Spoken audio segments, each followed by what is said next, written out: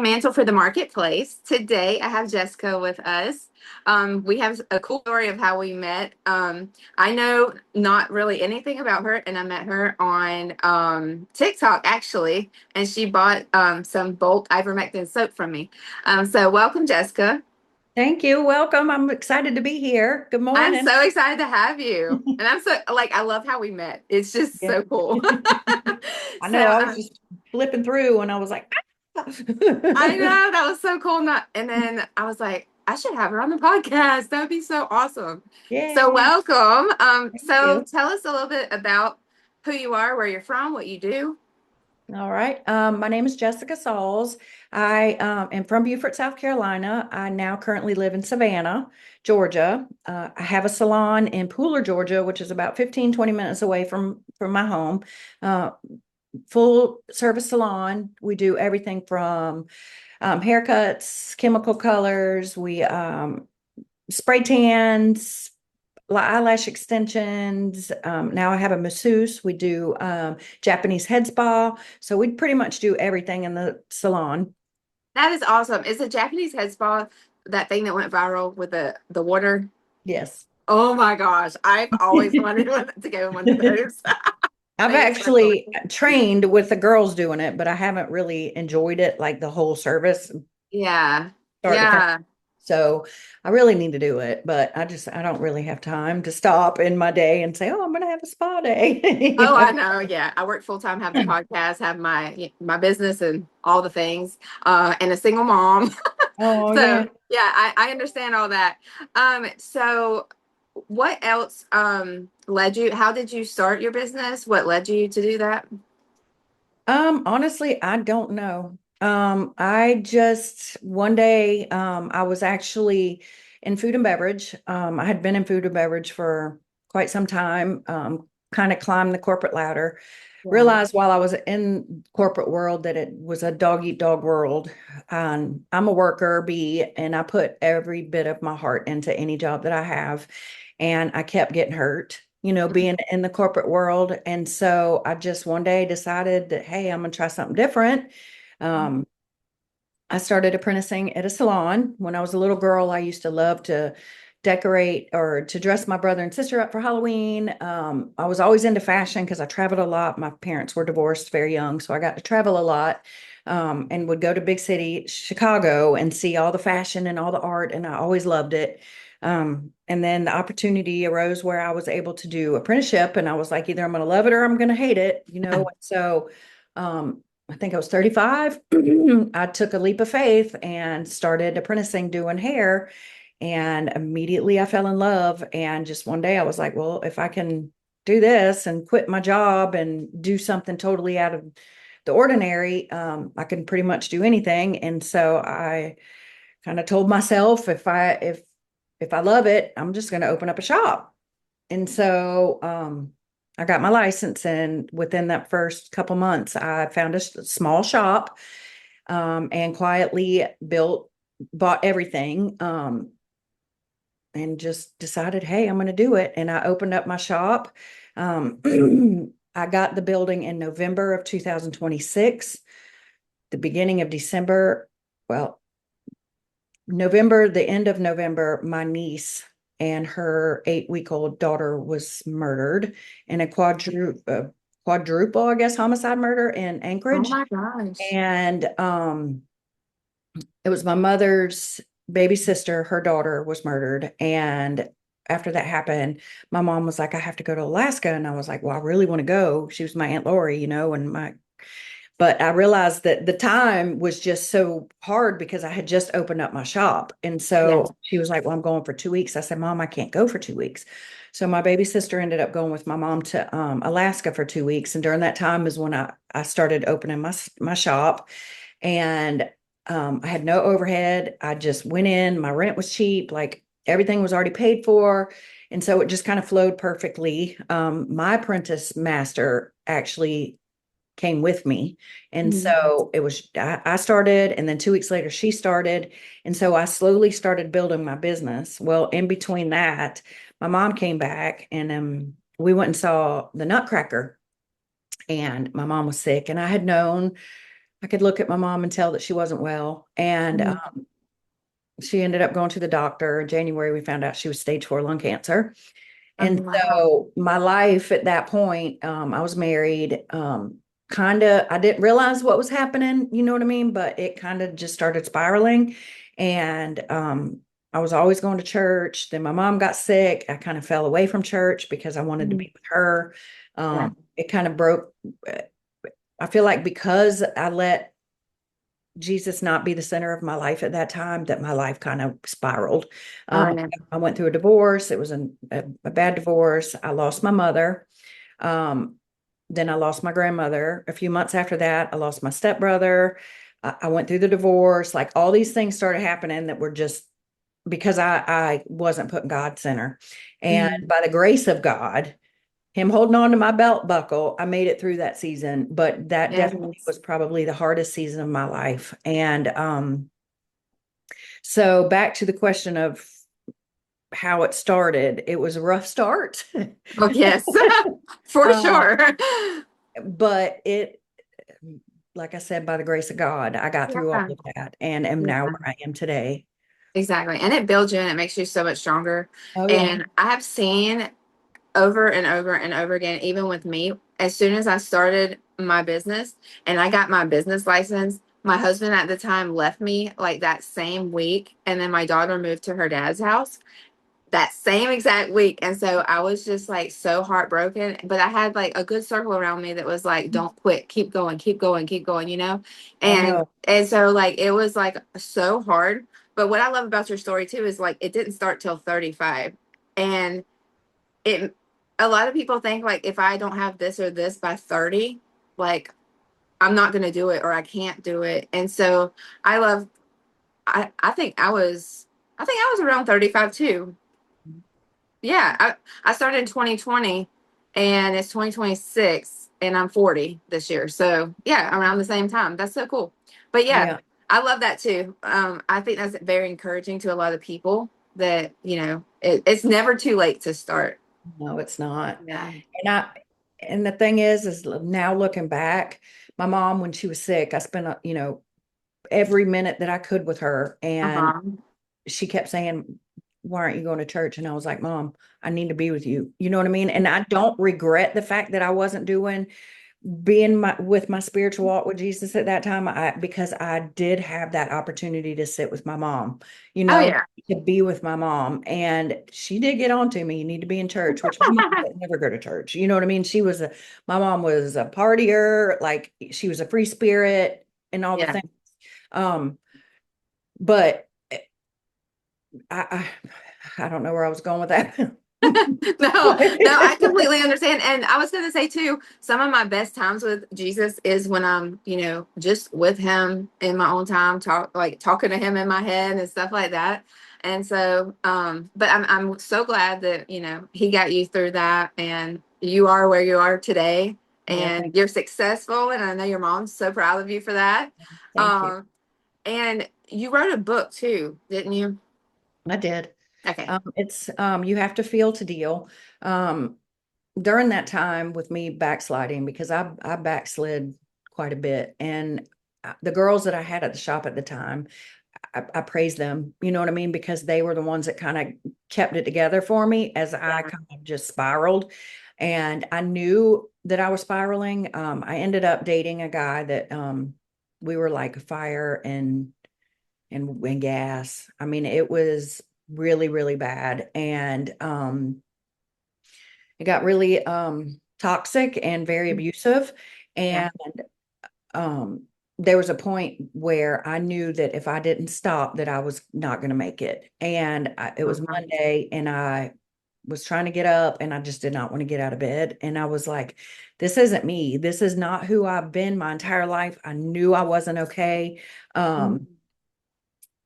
And so I just was like, I got to do something different or I'm going to die. Like I Yeah. literally felt like I was going to die. And so I got up, I got dressed, I came into my little computer, and I was like, and wanted to find a therapist because I was like, I need a therapist for abuse and for codependency. And a girlfriend of mine backtrack a little bit. It was like, you need to find the right therapist. You need to find somebody for codependency. And I didn't know what that meant. I had never even heard that word. I was raised around addiction. I knew the ins and out of addiction with my mom, with some of my exes, with some of my family.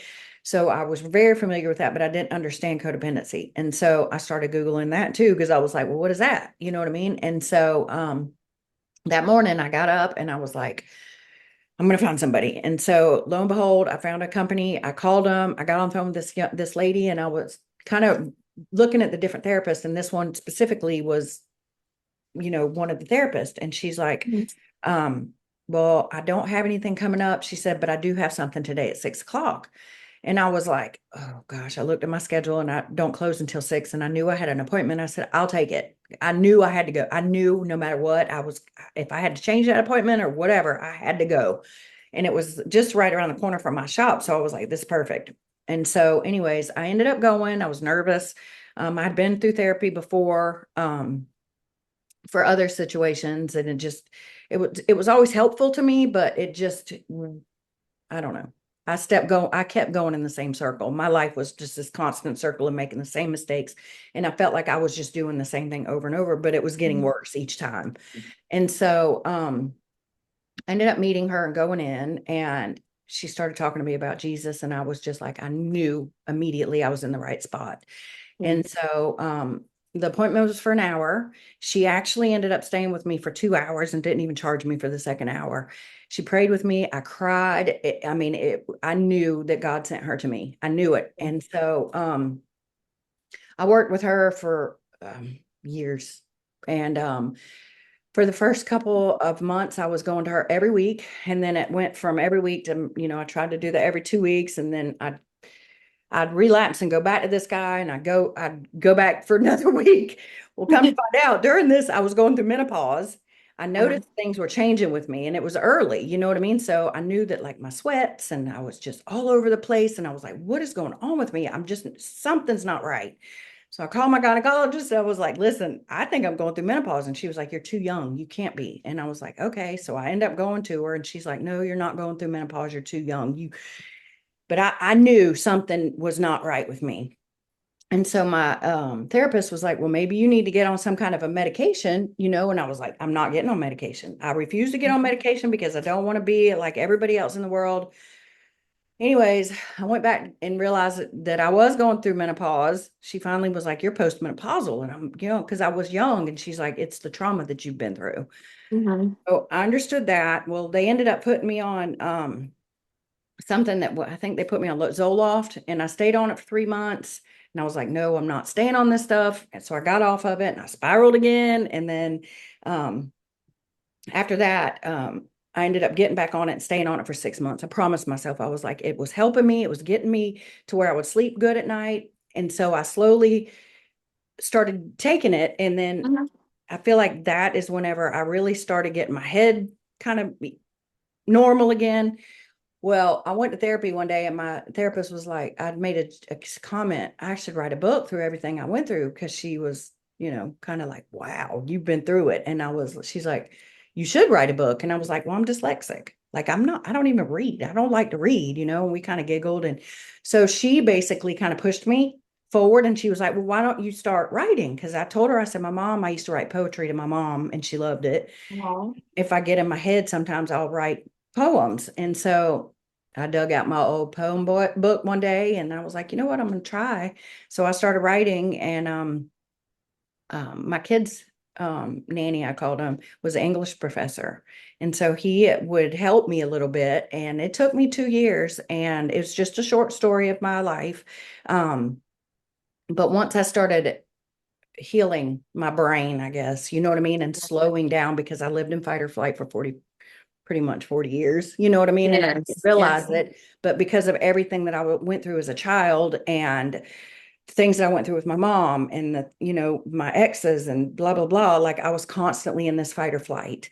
And Mhm. so, during the first year of me being alone was probably honestly the hardest year of my life, because I had to dig up all of that stuff that I had been suppressing for all these years, and I kind of let it out by Uh-huh. writing, you know what I mean? But the original stuff that I wrote, immediately took it away because I was like, some of this stuff, I got it out to her and to other people, but it was like, I don't want to put all that mess in the book, you know what I mean? And so I made it more of a short story just because I want other women to realize that it's okay to not be okay. You know what I Yeah. mean?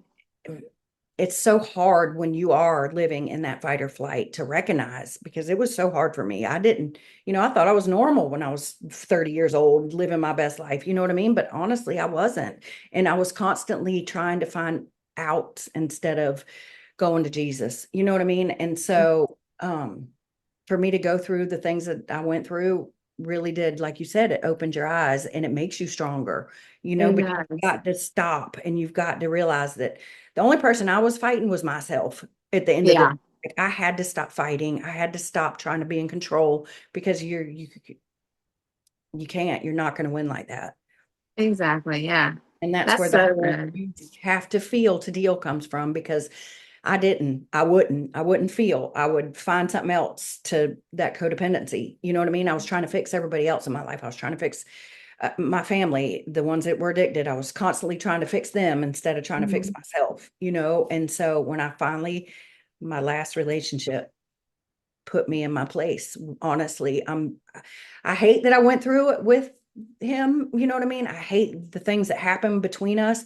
But at the end of the day, I'm thankful that I did go through that because I'm gonna tell you, this world is totally different from what I thought it was. Oh yeah. Yeah, and it makes you so stronger. And it's like um I heard just now, build back better. Like you're building back the way you were always supposed to be and getting rid of that trauma. And that's so true. And it really does. It completely changes you as a person, but it makes you stronger and it's for the better. So yeah. As long as I feel like as long as you trust, you believe, you've got to trust God. You have to put him first because I would have a relationship and I would, you know, go to the next one or whatever. And I feel like I'm so much better this time. You know what I mean? And it was like Mhm. I was listening to lies.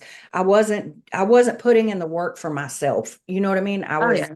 So you've got to I feel like I had to get to a breaking point. Like I said, that Monday when Mhm. I knew that I was not going to make it. I was going to either go broke, I was going to end up on drugs, strung out, I was going to end up in jail, I was going to end up losing my job. Like there's no telling. And I have women that come into my salon sometimes and I can feel their spirit and know where they're at and what they're doing because Yes. I've been there. You know what I mean? And it's Yeah. I just want to shake them, when I had Uh-huh. women look at me and be like, I just want to shake you. You know what I mean? And it's like, but you gotta recognize it because if you don't, then you're gonna keep falling.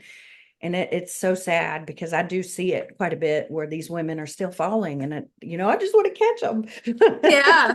Yeah, that them. reminds me of my spiritual mother and mentor is Krista Elisha, and she like operates in the prophetic and stuff, and she will always teach us on. She's talked about it a lot, and it reminds me of what you said. She used to love because she did the same exact thing you did, and she did hair and had a salon, and she could talk to the people about Jesus because they were stuck in the chair and they couldn't go anywhere. And Yeah. so she would always talk about like she could ask them and all these questions and say whatever they wanted, and they have color on their head so they can't get up. And so she always really Girl, cracked me up telling me that. I was like, that's the perfect spot to talk to it somebody is. about I Jesus. do it every single day. I do it. I try to, like I had this one young lady that came into the salon and bless her heart.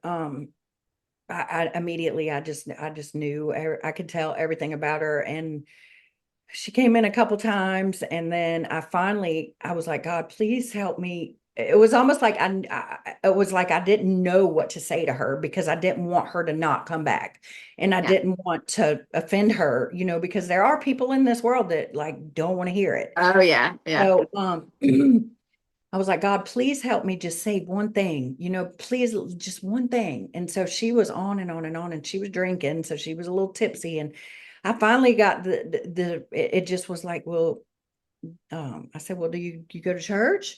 She just, I mean, immediately she just looked at me and I was like, well, if you ever want to go to church, you're more than welcome to come with me. And that was all I said.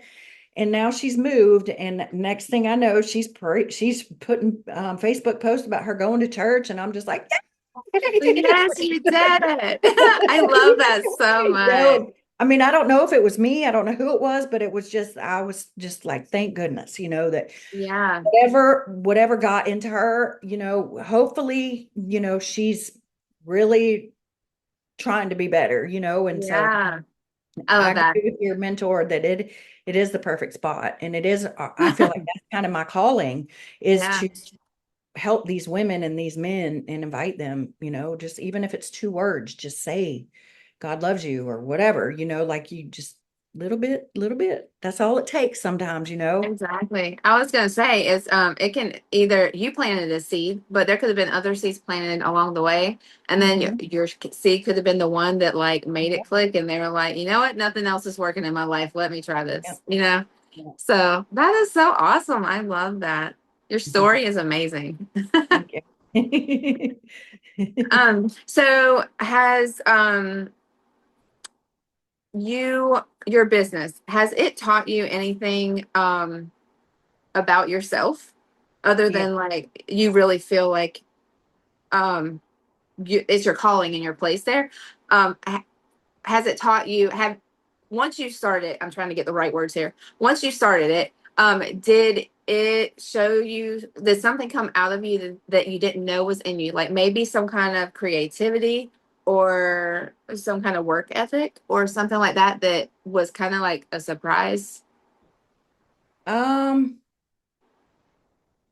I would honestly say that I think what it has taught me is because the fact that I see these people that come in and they're all about the way that they look and their appearance. And um, I think more than anything, what it's taught me is that we are all beautiful the way that we are, Mhm. and that it doesn't matter what we look like, and that it doesn't matter what people think about us. You know what I mean? And like I had a young lady come in yesterday that she's an older lady, but she just had this beautiful white hair.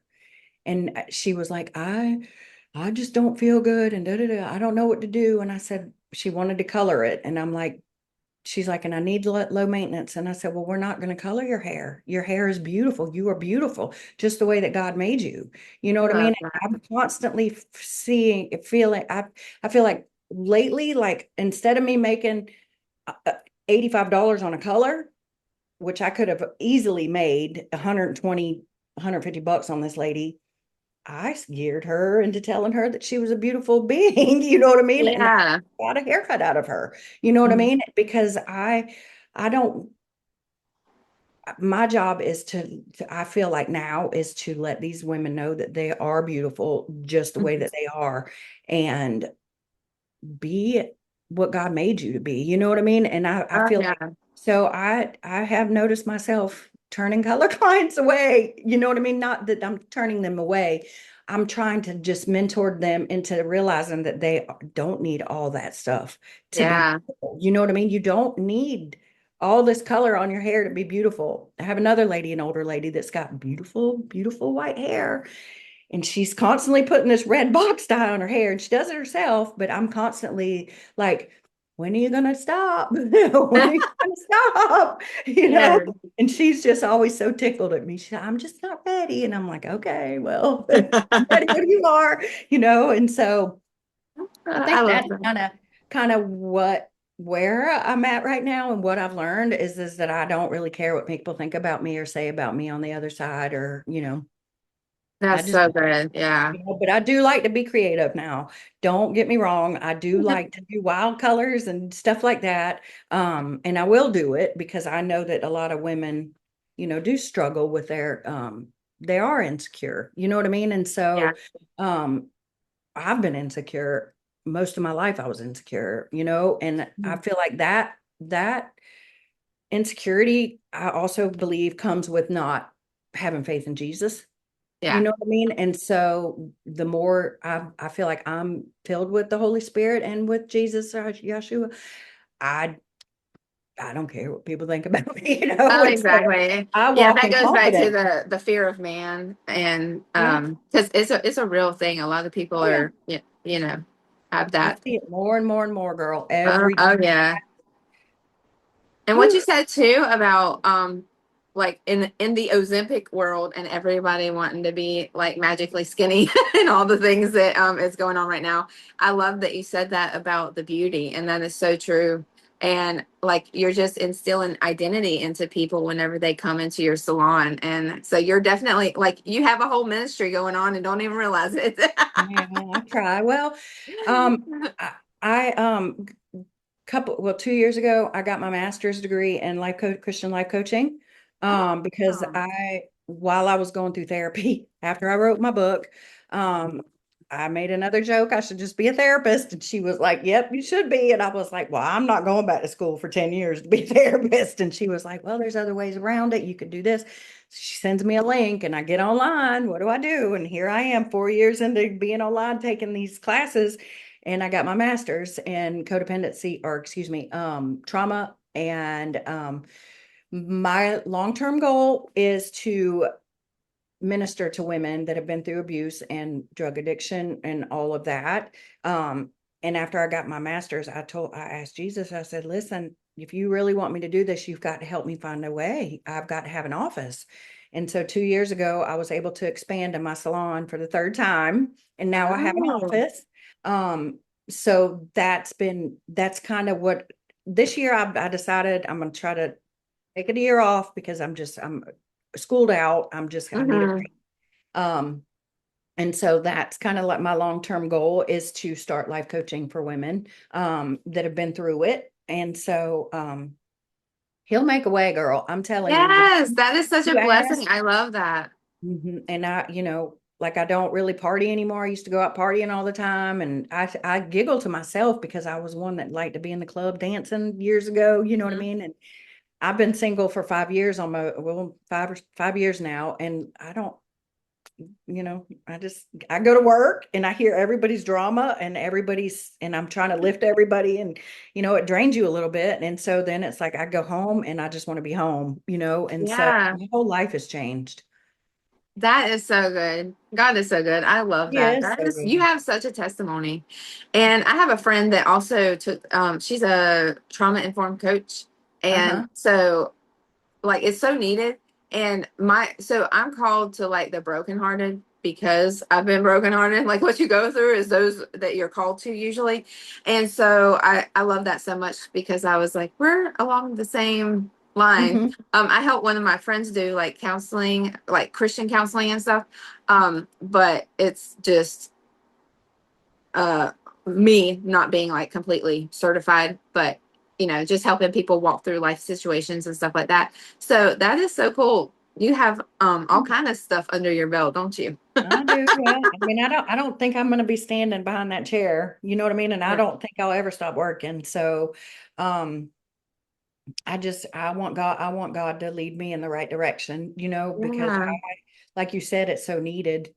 it It's is. so needed. And then being a hairstylist, like we're already therapists at the end of the day, because we're, Yes.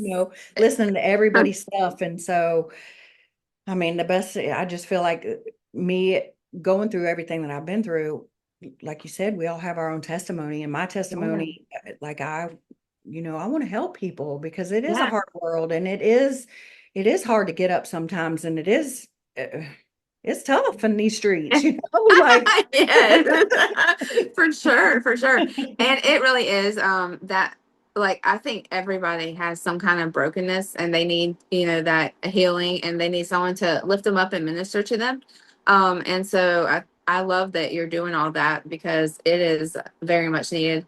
And my business gives 10% of its sales to help fight human trafficking. And I Yeah. really feel like I've seen a lot of them coming out of that and getting safe from that.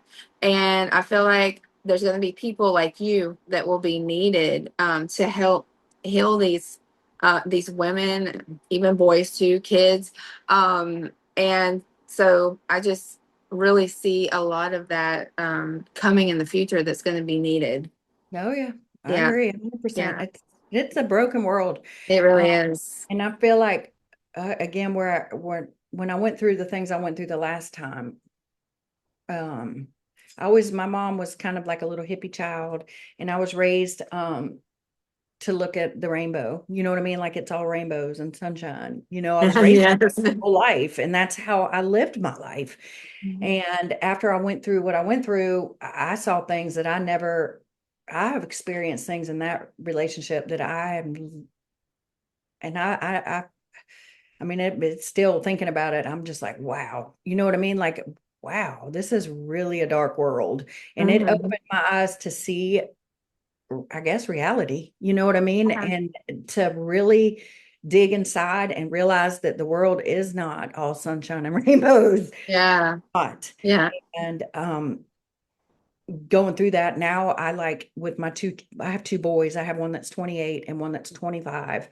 Um, and I'm constantly, of course, younger mom, me, I'm Mhm. raising them that it's always sunshine and rainbows, and now I'm like, totally like, nope, it's not. Like we Yeah. wake up and see the world for what it is.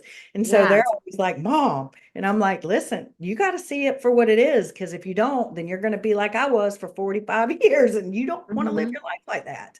You Yeah. don't, because and so being a different mom, I guess I would say, I've learned to teach them, to not see the world that way, because I see a lot of people that still see the world that way, and I'm like, please open your eyes, please, Yeah. because it is a really dark world. And he tells you in the Bible, that this is Satan's playground, and if you Mhm. don't see it that way, then you got a long road.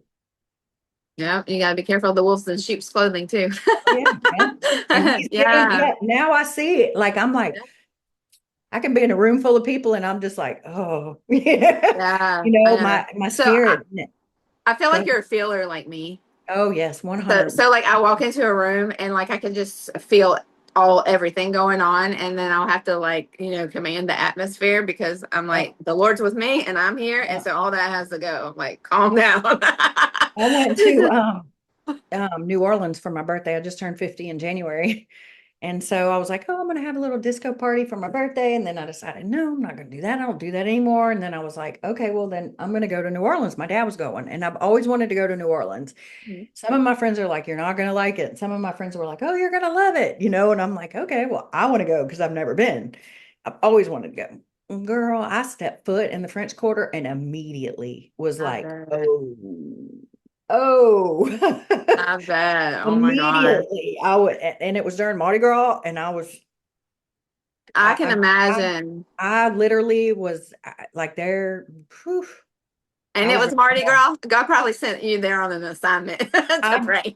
there was girl, you just gave me confirmation, because there was these people. One corner would have tarot card readers set up. Mhm. This was on Bourbon Street. There would literally be little tables with black tent, like black, what are they called? Umbrellas. With the lady sitting there, or the man sitting there doing tarot cards. And I'm Oh like, oh my my gosh, is God. this for real? Like it was so demonic. And so then the other corner would have people out there praising Jesus. And so I just was like, this place is too much for me. And by the time Sunday came around, I was ready to go. You know what I I mean? Like, bet. I bet. literally was like, I'm ready to get out of That's when here. you can feel that it's such a weighty heaviness. And like when you don't really understand unless you're a feeler because you can be like, it's like, whoosh, like Yeah, such a immediately. heavy weight that comes on. It Yeah. was, yeah, New Orleans is a different breed. And I live in Savannah. Yeah. So if you know about the three sisters, Savannah, Charleston, and New Orleans, they say those are the three sisters, whatever. I, I've grown up in around Charleston. I've grown up in Savannah, but I've never been there. So Charleston, I mean, I guess at nighttime you can feel a little heaviness there. You know what I mean? But I guess maybe I've never really thought about it like that, because I was a kid growing up going to Charleston. Savannah, like I love Savannah. I don't know. Mhm. I know there's a lot of dark history in Savannah, and the older I get, the more I feel it. You know what I mean? But New Orleans, I mean, I Yes. feel like there's a portal right there. Yeah. I was going to tell you, I went, one of my friends used to live in Savannah. and I went to the downtown Savannah, that area by the river. I don't know what it's called other than downtown Street. Savannah. I guess. Yeah. So, and I felt it there too. Like a weightiness there, Yeah, especially there's like a pizza place somewhere down there. And it was like around that pizza place, that was like super heavy. But yeah, that, I didn't know that about the Three Sisters though. That's interesting. yeah. It's Yeah. they're a couple little interesting cities, and you would think St. Augustine is actually the oldest city in the United States, and Yep. I love St. Augustine. Like, and I've Yep. been a That's an hour from me. yeah, I love St. Augustine, and it's like I go to St. Augustine, and I don't feel like I've ever really felt anything. Not like Mhm. there's something about New Orleans, girl. I don't know if it's Yeah. because of the voodoo down there and the Marie Laveau and all that stuff down there, like in the vampires, like, mm-mm. Yeah. I think it is all that. Like, I pray about New Orleans a lot because Yeah. there's a lot of darkness that you can sense from there, Hmm. which you just confirmed. But I've Well, never I didn't been mean to there, go off so left field, but no, yeah, that's why I said like everything is just going to be organic. So, yeah. yeah, that was supposed to happen. Well, do you have anything else you want to talk about, or do you want to? How can people get your book or find out about you if they're in the Savannah area? They can come visit your salon. Yeah, I'm actually about 15 minutes out of Savannah. I'm in Pooler, Uh-huh. right off of 95. My book is on Amazon, and my website is by Jessica and Co. beautylounge.com. Mhm. We're always there. I'm open Monday through Saturday. We're off on Sundays.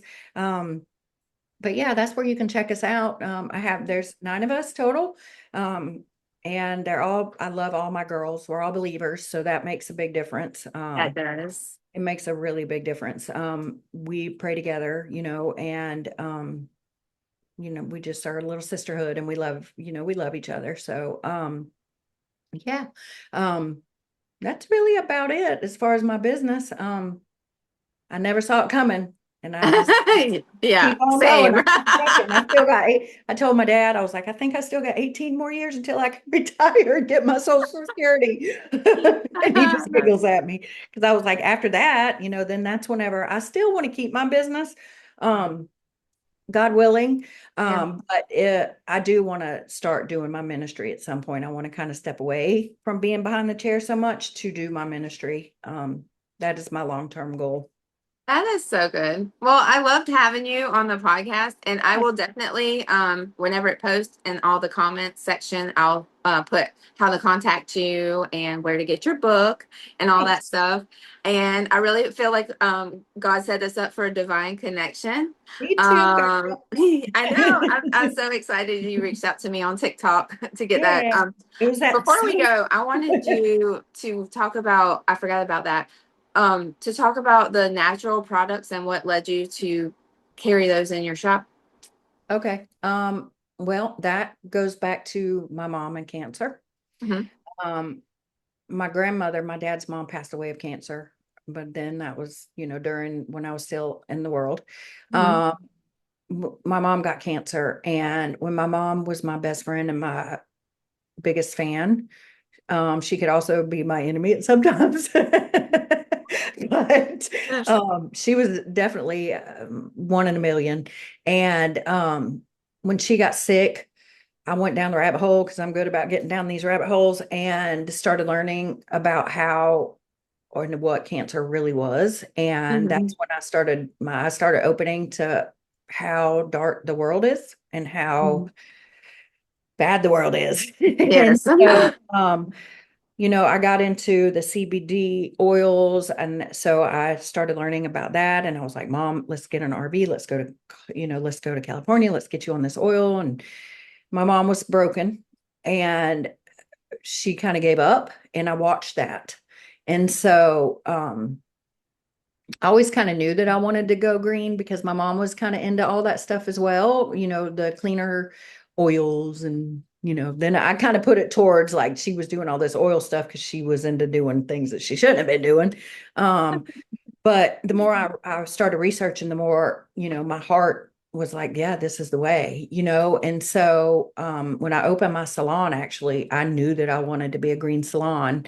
And I'm going to backtrack a little bit. When I was at the salon before my master, I told her, I said, I want to find an organic color. I know they're there.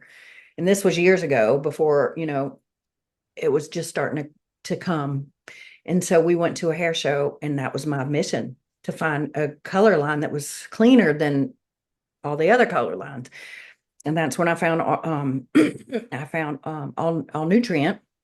And so that's kind of what led me into going more green. And then Mhm. it just kind of spiraled into me going into, what am I putting on my body? What soaps am I using? And Yeah. the more information, and now that the world is doing this great awakening, they're all Yeah. seeing it. And so the COVID came around, and Hmm. everybody, was like, oh, do this ivermectin. And I have asthma, and so I can't breathe anyway. And I used to smoke. And in 2010, I stopped smoking. I just put it down and stopped smoking. And then when my mom got sick and had lung cancer, she smoked until she couldn't hold a cigarette. And it was just very eye-opening to me how toxic the world really is, and how the evil of this world is trying to kill us. And Hmm. so I just became a all natural kind of girl, like all my Yeah. Victoria's Secrets lotions and my Bath and Body lotions are literally in a box in the bottom of my closet that I haven't opened. Like I went in Hmm. there and I was just like, get rid of it all. You know what I mean? Like I Yes. have to, like, I don't want to put that, my kids, I'm giving them new toothpaste all the time to try. I'm like, don't put this in. I'll go to their house, and like Michael had a dye, or I don't remember what it was, this Irish Spring or something in his closet. And I'm like, I'm throwing it away. And I snatched it out of the trash. That's funny. And so when I got COVID several times, and they were like, don't take the ivermectin, don't take the ivermectin. And I'm a truth seeker, and I'm a rebel. And so I'm gonna do what they tell me not to do. And so I did the whole ivermectin thing. And when I saw your soap, I saw the soap, and immediately when I saw it, my spirit was like, because my oldest son struggles with eczema, and I struggle with eczema sometimes. And I was like, oh goodness, I gotta immediately, I was like, I gotta buy it. I have to. And so I have a couple in my salon now still. And I'm constantly like, you gotta get it, you gotta itch your skin. Yeah, And for so real. I'm trying to get rid of all the toxic stuff that is in my Hmm. salon and go more green. Um, it's still a work in progress, because there's a lot of people that still have their eyes closed, and they Yeah. go for the ones that are still toxic. But I'm constantly, if you want cancer, you can have that one. That's what Yes. I mean, hey, the truth, right? I and people that know me know, because I'm pretty goofy, and Yes. so the older I get to, the more I don't hold my tongue. And so I say things that are just like, okay, well, if that's what you want, take it. I'm like that too, yeah. I So, try to say it in love, but sometimes it's just right. like just truth comes out. Yep. And it's so Girl. funny too because that's another thing that we have in common. I quit smoking in 2010 also.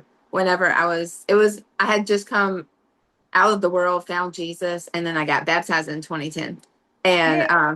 And I was like, I gotta stop smoking because I want to work out. I want to lose weight, but I can't breathe.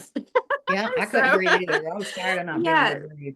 yeah. So all that happened. I got saved and I quit smoking in 2010. That is wild, isn't it? Hey, That's so twins. cool. Yes. Well, I am so glad we were able to get together, and I know we will do a follow up sometime.